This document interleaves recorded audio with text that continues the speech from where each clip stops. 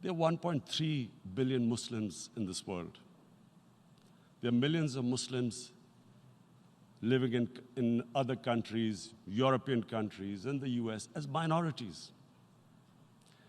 Islamophobia, since 9/11, has grown at a pace where it is alarming. Human communities live together. There should be understanding amongst them. But Islamophobia is creating a division. Muslim women wearing hijab, it's become an issue. It's become an issue in some countries. Hijab is some sort of a weapon. A woman can take off her clothes in countries, but she can't put on more clothes. How is this happening? Because of Islamophobia. And how did this Islamophobia start? After 9/11. And why did it start? Because certain Western leaders equated terrorism with Islam. Islamic terrorism. Radical Islam. What is radical Islam? There is only one Islam, and that is the Islam we follow of Prophet Muhammad sallallahu alaihi wasallam. There is no other Islam. Radical Islam, Islamic terrorism, what message did they send to people in the West? And why is there Islamophobia? How is a person in New York, in the Midwest, in the US, in European capital, how is he going to distinguish between who is a moderate Muslim and who's a radical Muslim? Because terrorism has nothing to do with any religion. This Islamic terrorism, Islamic radicalism, and sadly used by leaders, this has been the main reason for this Islamophobia. And it has caused pain amongst Muslims. We in Muslim countries watch this Islamophobia traveling abroad, and it's getting worse. And may I just say, Mr. President, that in European countries, it is marginalizing Muslim communities. And we all know that marginalization leads to radicalization. Some of the people who ended up as militants in Syria and other places were from marginalized Muslim communities. And my point here is that we must address this issue. I'm sad to say that we Muslim leaders have not addressed this issue either. After 9/11, when this thing came about war against radical Islam, rather than Muslim leaders trying to explain to the West that there is no such thing as radical Islam, in all human communities, they are radicals. They're liberals and rest are moderate. All human communities, Christians, Jews, everyone has it. But Islam is not radical, neither Judaism, neither Christianity, neither Hinduism. No religion preaches radicalism. The basis of all religion is compassion and justice, which differentiates us from the animal kingdom. But unfortunately, the Muslim leadership was so scared of being called radical Islam that all of them became moderates. In Pakistan, we were in the eye of the storm, and our government coined a phrase called enlightened moderation. No one knows what it meant, but everyone started putting on Western suits that they were moderates, started speaking. Even those who didn't know English would speak English because they were moderates. No one had a clue what it was, because we, in the Muslim world, did not explain to the West that there is no such thing as radical Islam. One of the reasons why, after 9/11, Islam was supposed to be equated with terrorism was suicide attacks. Because the 9/11 bombers did a suicide attack, all sorts of theories came up that the Muslims are involved in suicide attacks because they will get virgin in heavens. Some came up with, what about women? Suicide attackers. So this bizarre thing happened. No one explained. Suicide attacks and Islam were equated. No one did research that before 9/11, the majority of suicide attacks in the world were by Tamil Tigers, who were Hindus. No one blamed Hinduism, and quite rightly. What has Hinduism got to do with what desperate people were doing in Sri Lanka?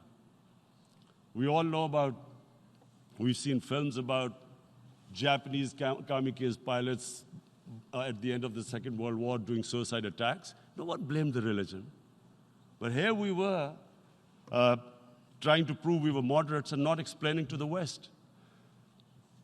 But the most important thing I wanted to say here today, in explaining this Islamophobia, Mr. President, and I feel it's very important because I've spent, because of I played professional sport in England, I spent a lot of time there. So I know how the Western mind works and how West views religion. So where the misunderstanding about Islam came. And one of the reasons it caused Islamophobia. That was, in 1989, this book was published, maligning, insulting, ridiculing our Prophet Muhammad sallallahu alaihi wasallam. And there was a reaction in the Muslim world. The West couldn't understand what was the problem. Because in the West, because I have spent so much time in the West, religion is perceived completely differently. They don't look upon religion like we do. And so, Islam was supposed to be an intolerant religion. It was against freedom of expression. And Islam took a real beating 30 years ago. I still remember it became a watershed. And every 2 or 3 years, someone would malign our Prophet, peace be upon him. There would be a reaction by the Muslims. And again, it was Islam, an intolerant religion. Again, this time, I blame a certain section of the people in the West who deliberately provoked this, knowing the impact it would have. But the majority of the people in the West didn't understand. This is where, again, Muslim leadership let the Muslims down. We should have explained to them what our Prophet, peace be upon him, means to us. So in 1 minute, I'll try and explain what he means to us. Our Prophet was the witness to the divine book, the Holy Quran. The Holy Quran is the book of guidance for Muslims, and the Prophet's life was living the Quran. He was an example of what the Quran guided us to be. So he is the ideal we all try to get to. The Prophet created the state of Medina, the first state in Islam. That state was the basis of a Muslim civilization which became the predominant civilization for the next 700 years. And what was that state? I hear such strange things about Islam, that it is against women, it's against minorities. The first state of Islam in Medina, it was the first time a welfare state was set up. The state took responsibility of the weak, widows, orphans, poor people, handicapped. It taxed the rich, spent the money on the poor. The state announced that all human beings are children of Adam, hence equal, whatever the color of their skin. The state announced, the Prophet announced that, and slavery, the whole system depended on slavery as it did for many years in the Western societies. The Prophet said that one of the greatest deeds is to free a slave. But because the society depended on slavery, he said, but if you have to treat them as an equal member of the family. And as a result, something happened in a Muslim world which hasn't happened in any other civilization. Slave dynasties appeared. Slaves became kings. The Mamluks, slaves who ruled Egypt. In India, there were slave dynasties. And then, with minorities, again, you hear that Islam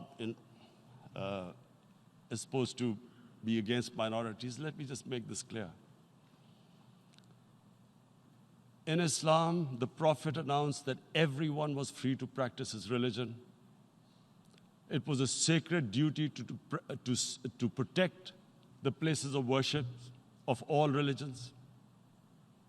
He announced that every person is equal in front of law, whatever his religion or his color.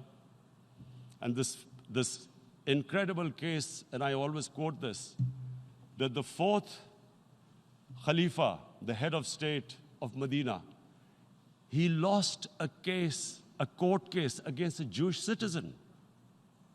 So, number one, it showed there was a rule of law. No one was above law. And number two, that a Jewish citizen was an equal citizen. So, Mr. President, when a Muslim society is unjust to its minorities, it is going against the religion of Islam and our Prophet, peace be upon him. So, it is important to understand this.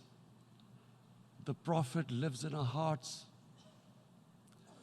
When he's ridiculed, when he's insulted, it hurts. As we human beings understand one thing: the pain of the heart is far, far, far more hurtful than physical pain. And that's why the Muslims react. And I always thought that if I ever had the stage, I would try and explain this to the world community, especially to the Western community, because having lived in the Western community, people didn't understand this. When I first went as a teenager to England, there was a comedy film on Jesus Christ. It's unthinkable in Muslim societies. So we need to explain that, look, in a human community, we must be sensitive to what causes pain to other human beings. We have, in the Western society, and quite rightly, the Holocaust is treated with sensitivity because it gives the Jewish community pain. That's all we ask. That do not use freedom of speech to cause us pain by insulting our Holy Prophet. That's all we want.